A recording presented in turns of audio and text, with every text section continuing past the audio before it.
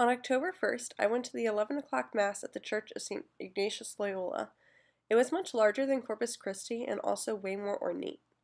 Due to the fact that it was on the Upper East Side, I noticed that there was less diversity here than there was at Corpus Christi. Another thing that stuck out to me was that there were way more children at this Mass than at Corpus Christi, and it was interesting too because here the children were the altar servers. Before the processional hymn, the choir, which was located in a choir loft in the back, sang the introit, which was titled In Nomine Domini. It was sung in Gregorian chant, and here's a selection of that.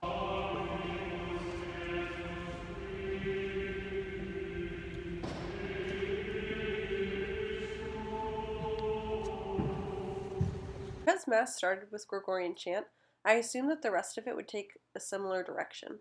I was surprised when it didn't. In fact, the Kyrie was the only ordinary to be sung in its original form. Here's a clip of the cantor singing the Kyrie.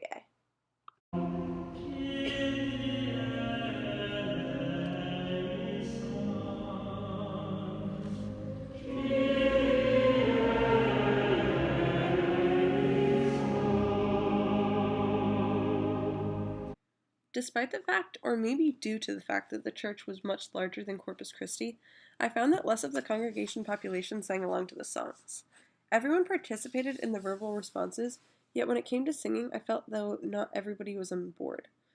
The acoustics made the many voices of the choir and the organ echo, which made it hard to understand what they were singing. The use of the cantor in the front did help for those who did want to sing along, because he motioned when to join in. I noticed that when it was just one person singing, the sound was easier to distinguish. Here's a juxtaposition of both.